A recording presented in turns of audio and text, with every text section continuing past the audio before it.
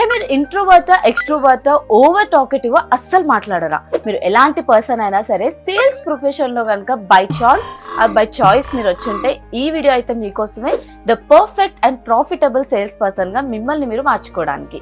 అయితే వీడియో అయితే ఎండ్ వరకు చూడండి, ఎందుకంటే ఈ వీడియోలో ద బెస్ట్ 5 స్టెప్స్ నేను షేర్ చేయబోతున్నాను. So hey guys, welcome to my channel Deepthi shorts. మీరు real estate, insurance, network marketing sales లో కనుకుంటే మీ టీంకి అయితే వీడియో కంపల్సరీగా షేర్ చేయండి, ఎందుకంటే ది బెస్ట్ పాయింట్స్ షేర్ చేయబోతున్నాను. ఒక సేల్స్ పర్సన్ ఎప్పుడు ఎలా అయినా సరే నేను సేల్ చేయాలని అనుకుంటారు. మీరు అనుకునే ఉంటారు కదా. సో అలా కనుక మీరు అనుకుని ఉంటే ద ఫస్ట్ స్టెప్ మీరు చేయాల్సింది ఏంటి అని అంటే make a connection and build trust. ఒక కస్టమర్తో కనుక మీరు ట్రస్ట్ బిల్డ్ చేసుకోగలిగితే ఆ కనెక్షన్ అన్నది ఆటోమేటిక్గా క్రియేట్ అవుతుంది. వన్స్ కనెక్షన్ క్రియేట్ అయింది అని అంటే కస్టమర్ మీరు ఏం చెప్పినా సరే అట్లీస్ట్ వినడానికి యాక్సెప్ట్ చేస్తాడు. ఫర్ ఎగ్జాంపుల్, ఒకసారి ఆలోచించండి, మీ దగ్గరికి ఒక పర్సన్ వచ్చి ఒక 1 lakh రూపీస్ అప్పు అడిగాడు. మీరు ఇస్తారా? ఆ పర్సన్ ఏంటో కూడా మీకు తెలియదు, ఆ పర్సన్ ఎలాంటి రిలేషన్తో మీతో ఉన్నారో కూడా మీకు తెలియదు, బట్ మీ దగ్గరకు వచ్చి 1 lakh అప్పు అడిగాడు. ఇయ్యరు కదా.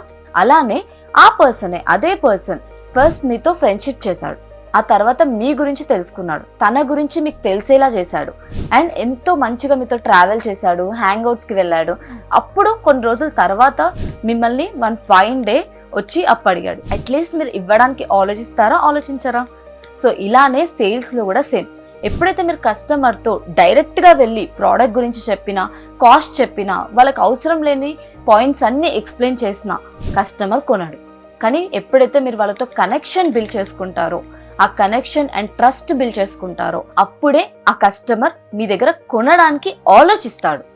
అండ్ మీరు గనక బెస్ట్గా ట్రస్ట్ బిల్డ్ చేసుకుంటే బై కూడా చేస్తాడు. సో నాకు జరిగిన ఒక ఎక్స్పీరియన్స్ అయితే నేను షేర్ చేస్తాను.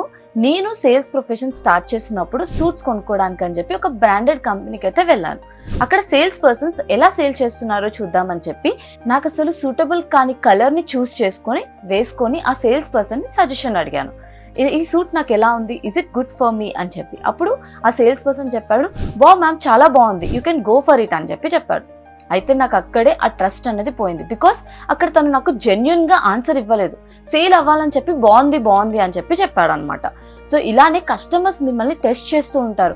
స్పెషల్లీ రియల్ ఎస్టేట్ సేల్స్లో ఉన్నా కానీ, నెట్వర్క్ మార్కెటింగ్ సేల్స్లో ఉన్నా కానీ, ఇన్సూరెన్స్ సేల్స్లో ఉన్నా కానీ.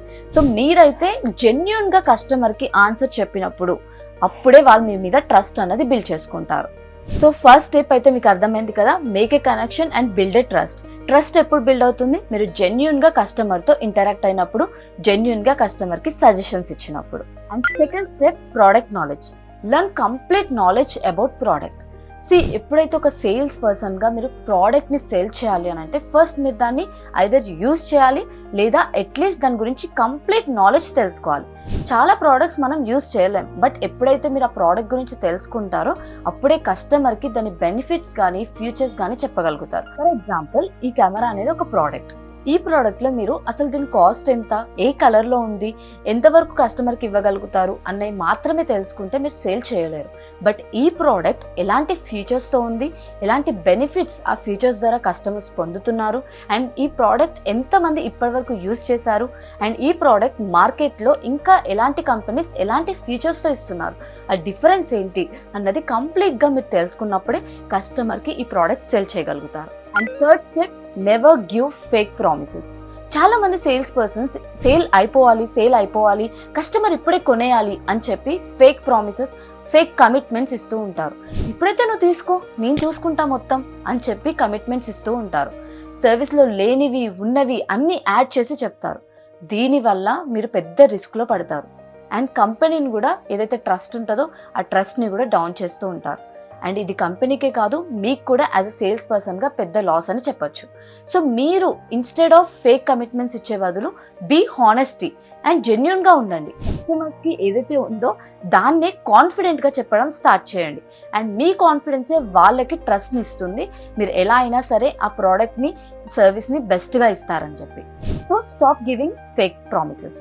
అండ్ ఇప్పుడు నేను షేర్ చేయబోయే ఈ 2 స్టెప్స్ అయితే very very important as a sales పర్సన్గా. ఇక్కడ 4th స్టెప్ ఏంటి అని అంటే అండర్స్టాండ్ ద కస్టమర్. ఎప్పుడైతే మీరు కస్టమర్ని అర్థం చేసుకోవడం స్టార్ట్ చేస్తారో అక్కడే కస్టమర్కి మీ మీద ఇంకా కూడా బాండింగ్ పెరుగుతుంది.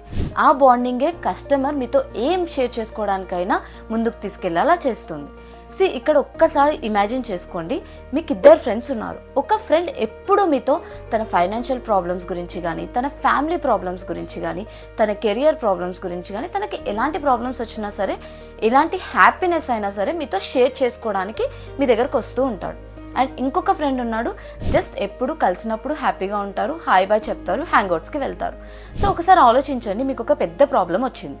ఈ టైంలో మీరు వెళ్ళి ఏ ఫ్రెండ్కి షేర్ చేస్తారు? ఎవరైతే మీతో ఎక్కువ షేర్ చేసుకుంటున్నాడో ఆ ఫ్రెండ్కే కదా.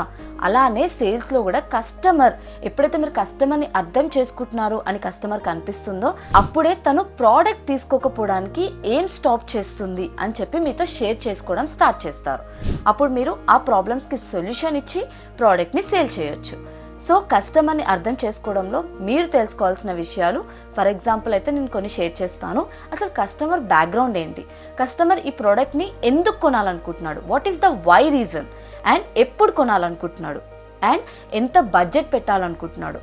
ఈ థింగ్స్ అయితే మ్యాండేటరీగా మీరు తెలుసుకోవాల్సిందే. And 5th step relation building and networking. Customer మీ దగ్గర ప్రోడక్ట్ తీసుకున్నా తీసుకోకపోయినా కస్టమర్తో మీరైతే ది బెస్ట్ రిలేషన్ మెయింటైన్ చేయాలి. ఒకసారి ఆలోచించండి, మీరు గనక బెస్ట్ రిలేషన్స్ మెయింటైన్ చేస్తే, ఒక సేల్స్ పర్సన్గా నెట్వర్కింగ్ బిల్డ్ చేసుకుంటే ఎలా అయినా సరే మీకు సేల్స్ అన్నవి అవుతాయి.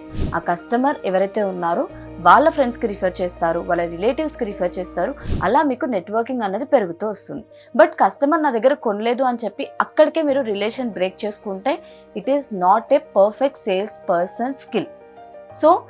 రిలేషన్షిప్ అన్నది మీరు ఎలా బిల్డ్ చేసుకోవచ్చు అని అంటే, ఒకవేళ ఆ కస్టమర్కి ఆ ప్రోడక్ట్ యూజ్ అవ్వలేదు, నెక్స్ట్ టైం కస్టమర్ మిమ్మల్ని ఇంకేదో అడిగాడు.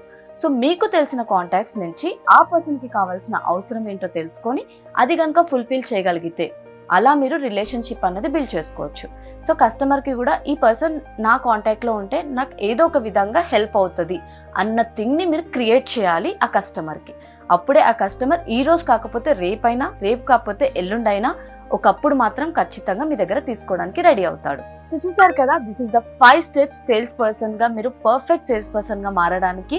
ఈ స్టెప్స్ అయితే ఫాలో అవ్వండి. అండ్ ఈ వీడియో చూసిన తర్వాత మీకు ఏ స్టెప్ బాగా నచ్చింది అని చెప్పి కమెంట్ బాక్స్లో టైప్ చేయండి.